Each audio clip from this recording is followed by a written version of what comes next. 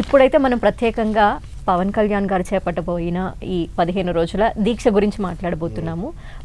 ఈ సీజన్లో చాలామంది దీక్షలు చేస్తూ ఉంటారని కూడా వింటూ ఉన్నాము. సో అలాంటి సందర్భంలో ఈ ఉపవాస దీక్ష ఎందుకు చేస్తూ ఉంటారు అనే విషయం గురించి. మనకి పవన్ కళ్యాణ్ గారు సహజ భక్తుడు ఆయన. అందువలన వారాహి అమ్మవారి భక్తుడు, కొండగట్టు ఆంజనేయ స్వామి భక్తుడు. కాబట్టి ఆయన ఎలక్షన్ క్యాంపెయిన్ అప్పుడు కూడా ఆయన వాహనానికి వారాహి అని పేరు పెట్టుకున్నారు.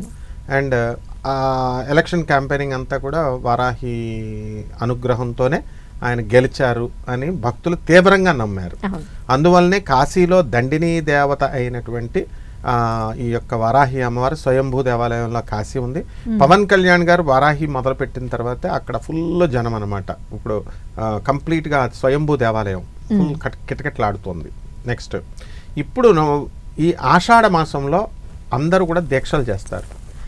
ఆషాఢ శుక్ల పాడ్యమి నుంచి నవమి వరకు వారాహి దీక్షలు చేస్తున్నారు పవన్ కళ్యాణ్ గారు. అందుకోసమని ఆ భాగంలో ఒక భాగంగా ఈయన ఉపవాస దీక్షలు చేస్తున్నారు.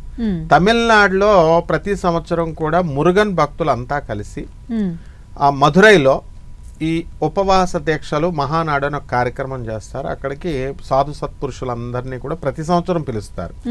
ఇప్పుడు మన పవన్ కళ్యాణ్ గారిని కూడా గెస్ట్గా పిలిచారు. ఆయన ఒక దీక్షలో ఉన్నారు. ఆయన ఈ ఎలా సెట్ చేసుకుంటారంటే వాళ్ళు ఈ వారాహి దీక్షకి ముందు అమావాస్యకు ముందు ఒక టోటల్ 15 రోజులు కాబట్టి ఒక వారం రోజుల ముందు ఇక్కడ, ఆ తర్వాత 9 రోజుల దీక్ష కంప్లీట్గా అయితే 15 రోజుల్లో పూర్తయ్యేలాగా.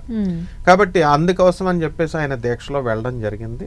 ఇది డిఎంకే అక్కడ సెక్యులర్ పార్టీ కాబట్టి బీజేపీ అంతా కూడా ఈ వాళ్ళు భక్తి పేరుతో ఈ పూజల పేరుతో ఈ సనాతన ధర్మం అంటూ ఈయన స్టార్ట్ చేసిన మూమెంట్ని కూడా వాళ్ళుగా సహజంగా పొలిటికల్ గ్రౌండ్స్లో వాళ్ళు ఏం చేస్తారంటే విమర్శిస్తారు. అది కామన్ అవన్నీ. సో వాళ్ళ పార్టీ రావాలని బీజేపీ రాకూడదని ఇలా వాళ్ళు, అందువలన వీళ్ళంతా బీజేపీ పార్టీ ఆడేటటువంటి డ్రామాలో ఒక భాగంగా మన పవన్ కళ్యాణ్ గారు దీక్షలు చేస్తున్నారు, ఈ హిందుత్వాన్ని ఇలా ప్రోత్సహిస్తున్నారు అన్నట్టు చెప్పారు. కానీ ఇదేంటంటే ఆయన మహాభక్తుడు ఆయన పవన్ కళ్యాణ్ గారు. కాబట్టి ఆ దీక్షలో వ్యక్తిగతంగా తాను లబ్ధి పొందాడు. కాబట్టి మొన్న మధ్య తిరుపతి కూడా చూసాను, వాళ్ళ ఆవిడ గారు వెళ్ళి బుక్లో రాసి ఫారినర్ అయినా కూడా గుండు తలనీలాలన్నీ ఇచ్చి చేస్తారు. అంటే భక్తి కనబడుతుంది మనకి. కాబట్టి ఆ భక్తిలో భాగంగానే ఇప్పుడు అందరూ కూడా చాతుర్మాస దీక్షలను చేస్తూ ఉంటారు. ఆ దీక్షలో భాగంగా అందరూ కూడా ఈ 4 నెలలు కూడా కార్తీక మాసం ఎండింగ్ వరకు కూడా మనకి ఈ యొక్క చాతుర్మాస దీక్షలు ఈ రకరకాల దీక్షలు చేస్తూ ఉంటారు 4 నెలలు. అందులో భాగంగా ఈయన ఉపవాస దీక్ష చేస్తున్నారు. దీనికి ప్రత్యేక నియమాలు ఏమి ఉండవమ్మా. ఎందుకంటే పొలిటీషియన్ కాబట్టి ఆయన మార్నింగ్ వెళ్ళి సాయంత్రం అసలు పొలిమేర దాటకూడదు. ఆ దీక్షలు తీసుకున్న వాళ్ళు, ఉపవాస దీక్షలు తీసుకున్న వాళ్ళు పీఠం పెట్టి పొలిమేర దాటకూడదు ఊరు. కాబట్టి ఈయన డిప్యూటీ సీఎం హోదాలో ఉన్నాడు, వెళ్ళక తప్పదు.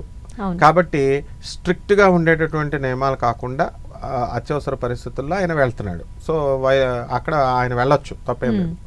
ఎవరైతే ఈ